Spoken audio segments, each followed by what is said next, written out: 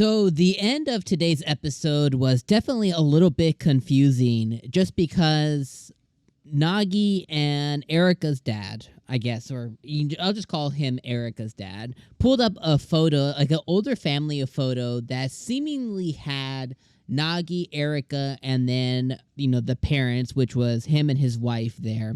And that specific moment, like, I thought I knew exactly what I was going to talk about during this review, but that specific moment really just threw me for a loop because that specific photo tells me one of two things. Either A, Nagi is like a twin or something crazy like that, which could totally be a thing, I guess. I don't know. Or the second thing is at some point during childhood, Nagi had met Erica and had met his actual parents. And it seems that there could very well be an agreement that Nagi's parents and Erica's parents had at a younger age. So maybe they found out that, hey, this is not my biological child, kind of when they were, 5, 6, or 7 years old. And maybe they just had a conversation with each other and just said, okay, hey, when they get older, we're going to, tell them the truth. And then what has been playing out is what their deal kind of began to talk about. And that might be why, everything moves so fast, is because maybe they had this deal or they had this in conversation years ago. And that could completely make sense of why things played out the way that they did.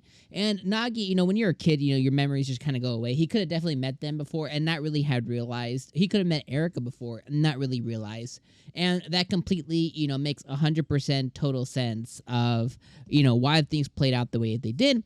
And I like how the dad called out the whole cuckoos or cuckoos as well. And I love that he is invested in the fact that Erica and Nagi are getting along. And really, this episode really showed us, even Sachi admitted it.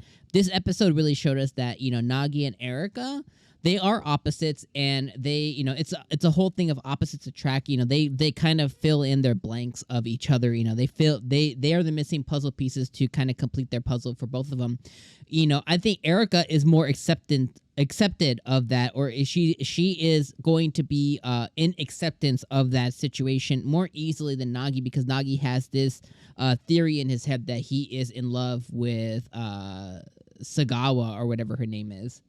And I think that he is definitely going to be more resistant to that. But ultimately, like, they really do fit well together, and they look good together too, which totally makes sense. So that whole part of the last piece of the episode is a little confusing, but you can kind of see on what it's alluding to. Everything else that I really want to talk about this episode is just more of the narrative that they keep stringing up with Sachi and with Nagi. And this episode I thought was really cute. I love Nagi's mom. I love that she is like this gangster, and she doesn't like sweets, and she doesn't like dresses, and like all these things that they try to, find her something to wear for Mother's Day. And they just couldn't find something that was like perfect for her, just simply because of like her taste and kind of how she is. And I love that. I think she's just such a cool parent. Both of their parents are really cool. Even the dad got all emotional when, he got the apron and everything. I thought that was a really cool thing. But the Sachi and Nagi stuff, I'm still just not a fan of it. Like, I don't understand on how they were raised together and everything, and then she ended up being in love. And it's just such a weird thing. And I get, I'm going to put that in the anime bucket, anime, you know what I mean? Forbidden love, anime. And I totally get it. But, like, in the moments that they're sharing with each other, and Nagi's like, oh, I got such a cool sister, such a thoughtful sister. And, he pats his sister on the head or whatever. And she was like, oh, she's perturbed of it because he's treating her like family, which is what she is. And it's just such a, I'm going to continue to spout the fact that I think it's such an unneeded plot point. Like, she could have just been, and I've said this almost every week, but that Sachi comes into play.